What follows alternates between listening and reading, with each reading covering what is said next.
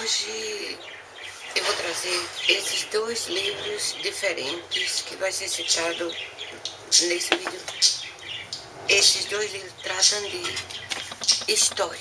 Então nós vamos partir para trabalhar o conceito de história e eu vou usar esse vídeo dividido em 4 partes para facilitar mais a compreensão daquilo que eu quero dizer. Então vou deixar esses livros aqui e já vai parte dos que vão ser citados dos 70 livros, né? Então, essa primeira parte eu vou mostrar como é que se escreve a história, normalmente como trabalham os historiadores, né? Eu vou usar como exemplo a história do Brasil. Os primeiros habitantes do Brasil foram os índios. Chamavam essa terra, a terra deles, de Pindorama. Mas não foram os índios que escreveram a história do Brasil. Quem escreveu a história do Brasil foram os seus conquistadores, né? Os portugueses. Mas os portugueses, por sua vez, já tinham recebido uma espécie de testamento dado pelo Papa. O Papa, antigamente, era a própria figura de Deus. Então ele dá aquelas terras divididas entre os povos espanhóis e os portugueses, né? A história do Brasil, a gente podia retroceder mais, colocaria a história do Brasil junto com a definição que o Papa deu de propriedade para aquelas terras. Esse Papa era o Papa Alexandre VI, né? Mais ou menos por ali, 1400 e pouco, né? Então, o primeiro documento que se refere a isso foi a bula Inter Cetera. Se escreve Inter Coetera, mas a gente lê Inter Cetera.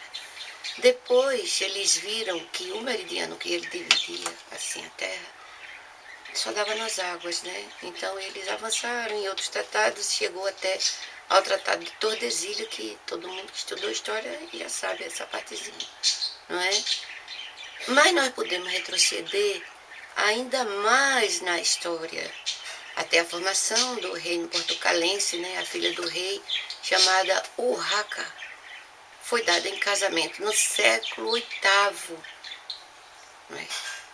Podia retroceder a história do Brasil até aí, ou até a fundação do reino de Portugal.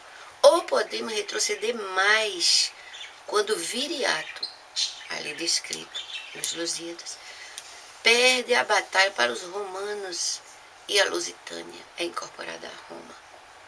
Pasmem, dizem que Viriato era um pastor. Mas é claro que não podia ser um pastor de ovelha, né? Porque pastor de ovelha não entende nada de guerra. Então podemos dizer que a história do Brasil tem somente 500 anos? Ora, depende de quem vai interpretar. Os índios apenas negligenciadamente são citados na história do Brasil. A história refere-se à política.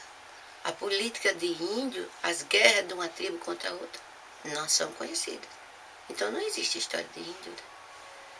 Às vezes podemos desconfiar se a história dos povos do Oriente Médio pode ter sido obtida dessa forma, né?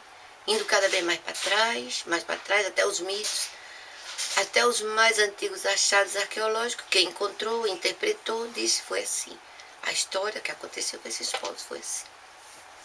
É só querer fazer uma interpretação. Não é? A história de árabes e judeus pode estar incorporada a povos conquistadores também, por que não? Babilônios, egípcios, persas. Então, a julgar, a partir desse prisma, quantos anos teria o Brasil? Apenas 500? Ou milhares de anos? Dizem até que existem pirâmides escondidas sob as margens. Agora eu vou ler um trechozinho de um daqueles livros lá que eu coloquei ali. Segundo Bacelar, em Introdução aos Estudos Históricos, na página 110, ele disse assim: há um fato incontestável, tem-se metido muito na historiografia: as paixões partidárias, o fanatismo religioso, o medo de melindrar os poderosos, a esperança de obter prêmios, o orgulho individual e coletivo.